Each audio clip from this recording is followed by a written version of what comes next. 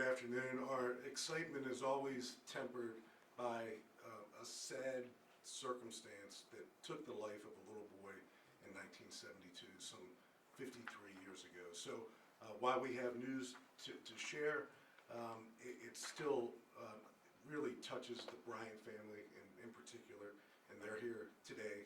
They join us as well.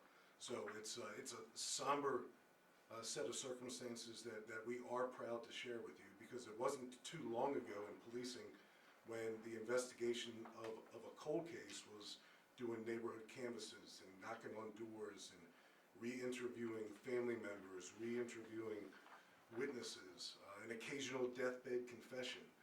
And all those pieces of police work are still alive and well in our profession, but now we knock on the door of genetic genealogy. And we've stood in this room on several occasions over the last few years and have been able to announce that we've identified a homicide victim, we've identified a perpetrator, and today we're going to share with you a series of events that began in 1972 that have led us here today to finally, 53 years later, identify the homicide victim in 1972. And we're also going to share with you some information about a person that we want to learn a whole lot more about, because we know he was involved in that sad day in 1972.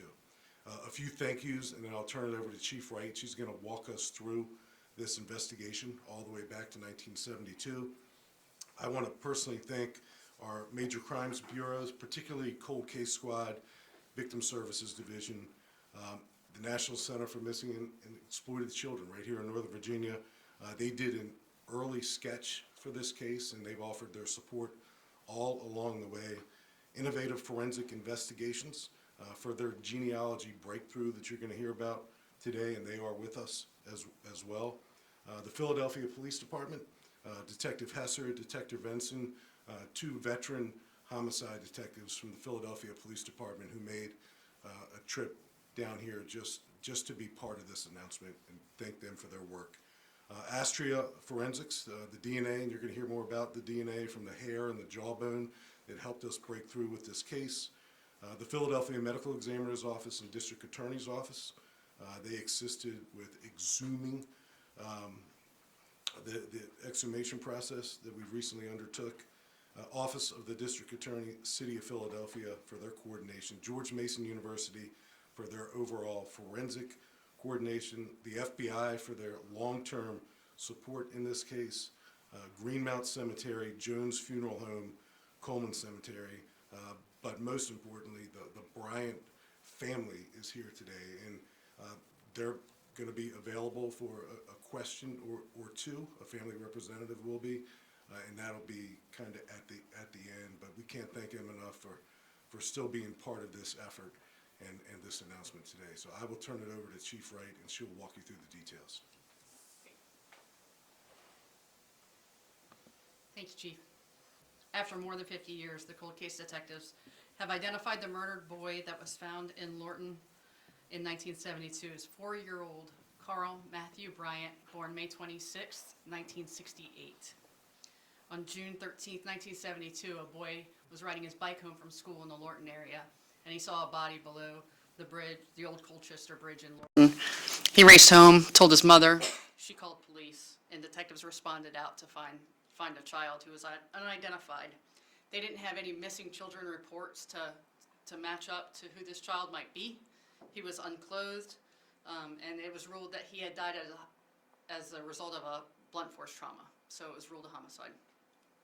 The National Center for Missing and Exploited Children have received more tips on this case than any other case in the state of Virginia, because in 2003 they used a computer-generated sketch to try to determine the identity of this little boy. It's the image you see on the screen now. He still was not identified.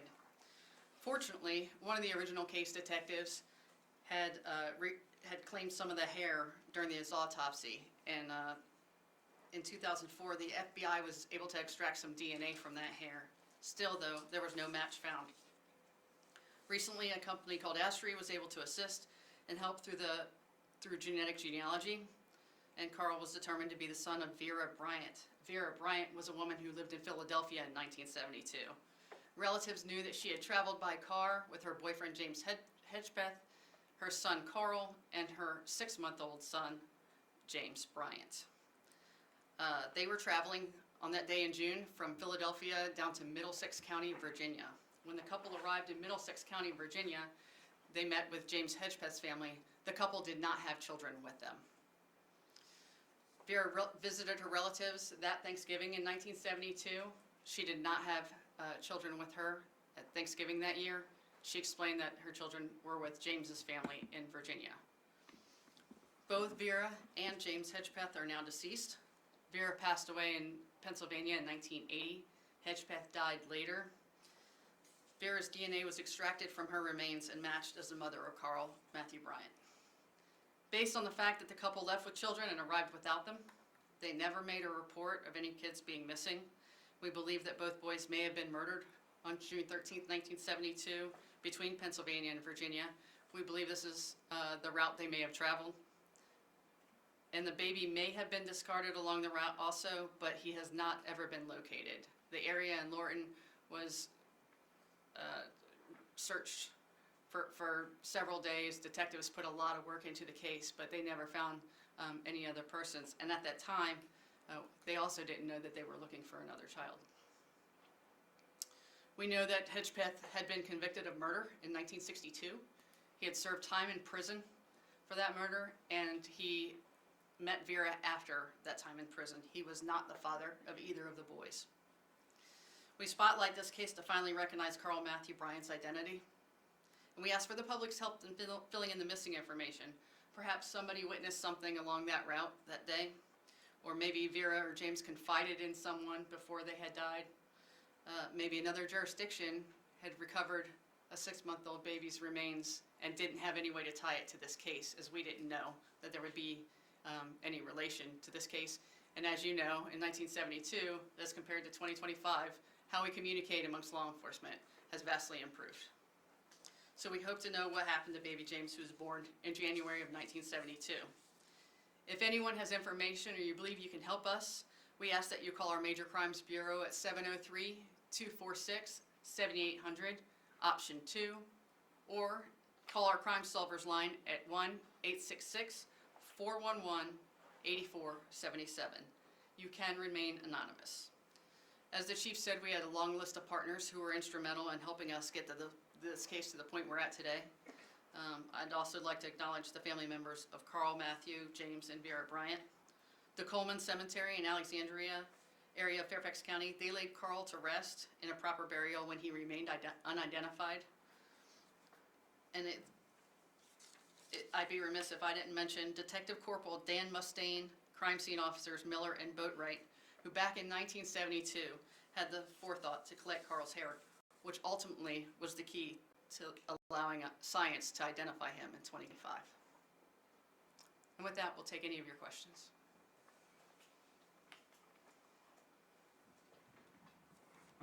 Chief, didn't you mention someone in particular you want to talk to or want to identify?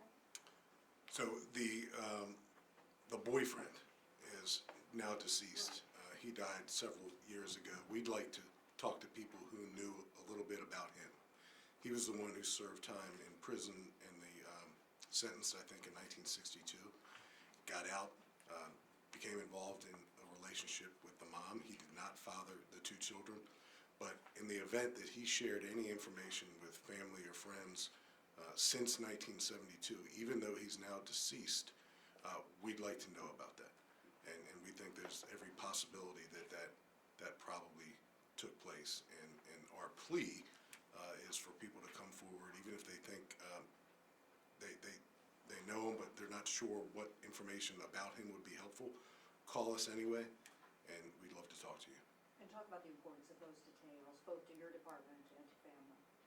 Well, it's important to get details on someone. Oftentimes, the weight of committing a murder, and we've seen it in Fairfax County. We've stood in this room and announced cold case closures just because the weight of carrying that worst thing you can possibly do to another person often results in sharing that information with others. So in order to bring the the Bryant family, and they're here with us today. An additional level of closure, if that's even the right word, a different level of clarity. We suspect that there are folks out there who know a little bit more about him, and 1972 was a long time ago. Most of this room wasn't alive in 1972, but people have a funny way of remembering details when someone shares with them similar information. Just want to be clear, in the email you sent yesterday, we said the boy was 5, and you're saying 4. I just want to make sure that which is correct. His correct age was 4. He had just turned 4 May 26th. Okay, just a couple also points of clarification. We knew about the brother as well, about James. We did not know about James until Carl was identified. After Carl was identified, detectives talked to Carl Bryant's family members who also reported that Vera had a second son, 6 months old. He had been born in January of that year. So fair to say you're asking, as you said, for help from the public for both? Correct. Where this infant could have been? Correct. Speak a little generally also, and Chief, I know you talked about it, about how the lines of communication were different with interagencies. Just how hard is this to find, tidbits of information from 53 years ago? I mean, I know the genetic testing matches everything up, but how difficult is it to get a wisp of something from somebody? Right, and our cold case detectives could probably speak on this a lot more than the chief and I, because they are really digging into these old cases. But, they even verified, like a teletype was sent back in 1972 asking other agencies if they had any missing little boys, 4 to 5 years old. A lot of agencies answered up because they did have, on the East Coast, did have missing children, unfortunately, at that time, none of whom matched, Carl Bryant. So the teletype went out to ask about this child who we had found, but there was no way to know that we were looking for another, like I said, another child, another link to this case, that it was someone who hadn't even lived in Fairfax County, just traveling through. There was a lot of work done by detectives at the time, a lot of door knocking, a lot of walking, a lot of searching. We've come so far in law enforcement that technology's allowed us to do so much more. But even our ways of communicating with each other, even since 9/11, are so much better than they were back then. So it's a lot of pieces to put together and a lot of different areas to try to tie together, and different family members who weren't necessarily related to track down. But our detectives were able to eventually get, with all the assistance we had with our partners, get to that point. Chief, pardon me if I missed this. Do we know anything about the father of these children, and did they share the same father? That's not known to us, I don't believe. You want to? We do, we do not know the Excuse father. me, ma'am, detective? Oops, sorry. We do not know who the father of Carl is, and there is a father listed on James's birth certificate. I won't be releasing his name, but the children did not have the same father. And did the family members afterwards, you could understand, okay, what they're saying with his, the gentleman's family. But what about 5 years later? You would think, well, do they ask her, where are the kids? Do you know anything about? They didn't even know she was back in Philadelphia. Their last knowledge was that she was down with his family in Middlesex, so they didn't even know to ask about the kids because Vera didn't let them know that she was back. So that family tie had been broken at that point. Yes, ma'am. I don't know, Chief, you had mentioned that either one of these detectives, were they the ones that kept the hair by chance?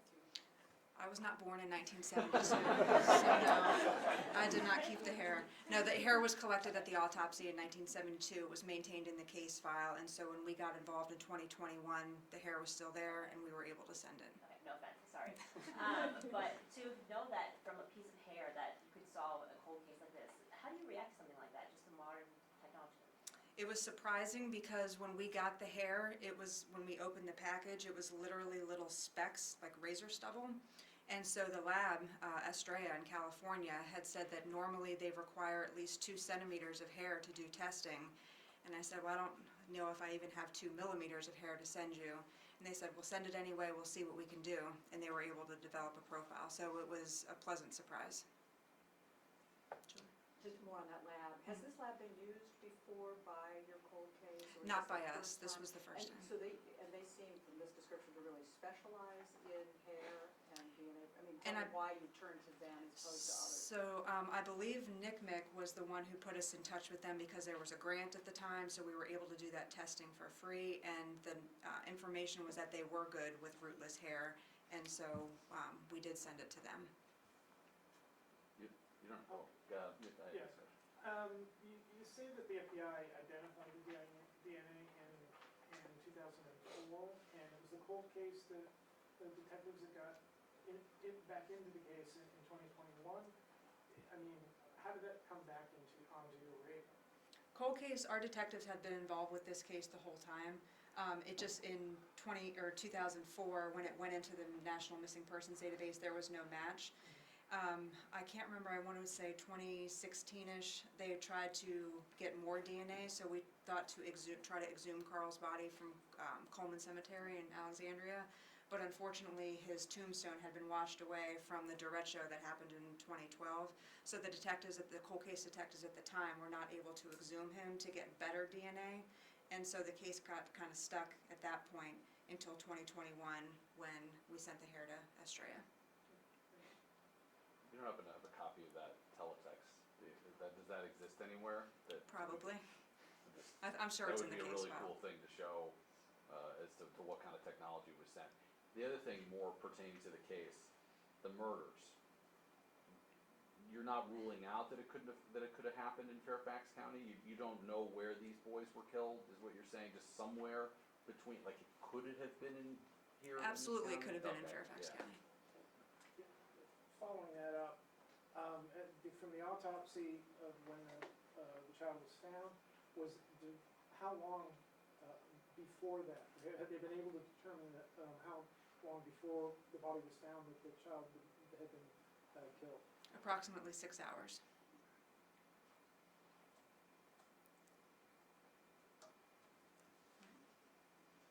Anybody else?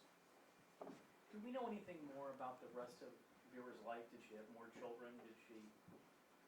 She did not. And she's continued to live in Philly for the rest of her life? Until 1980 when she died.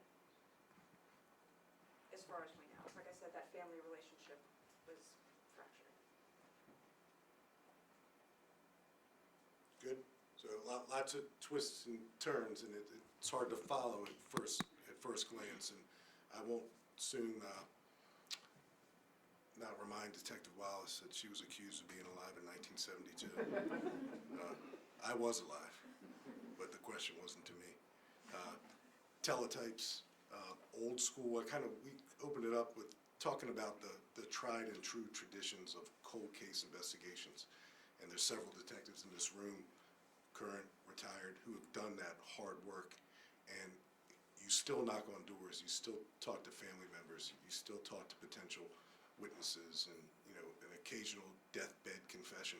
But now with this science, the genetic genealogy, we're able to bring closure far more often than we ever have. And we're proud to lead the way in Fairfax County and to partner with such great organizations that do this unbelievable, important work.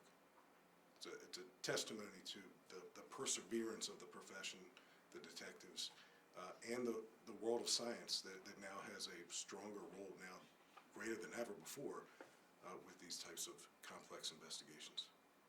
Chief Davis, I got one more thing, because you mentioned closure a couple of times now. How emotional is this for you? Well, I'll let the Detective Wallace, come on back up. They pour their heart and souls into these investigations, and when they pick up a cold case, and they're literally starting from scratch, and their process, I won't speak for them, is to really kind of go back in time when there are such things as teletypes, and kudos to the crime scene detective that Chief Wright mentioned. Why he collected hair back in 1972, he certainly wasn't forecasting, I believe, that science would be available down the road, but maybe it was just the hair color. Who knows why he did it, but thank God he did do it. So the closure, I'll let Detective Wallace speak to that a little bit. This case was always important to me. I've only been involved in it for 4.5 years, but I have my own son, and I think most of us are parents here, and to see the extent of that boy's injuries and what he had suffered through, I'm happy to be here today announcing that at least we've identified him. He can have his name. we can get him his name back on his gravestone, and the family can have some semblance of closure or resolution moving forward. Question on that, Melissa, about the gravestone, because in the storm, things were lost. What is the plan for that? The same group that was involved back then is stepping forward? or- So I don't think that that same Christian group is still in place, but we have talked with our victim services section. We know the general area of where he is in the cemetery, so we had talked about getting possibly like a bench with his name engraved to be able to put it in the general area of where we know he is. Thank you. Anyone from the Bryant family care to? And I realize it's difficult, if anyone would like to step up. Their presence here is meaningful, and we can't thank them enough for making the trip today. You all made the trip, Philadelphia PD made the trip, because it's important to a lot of people.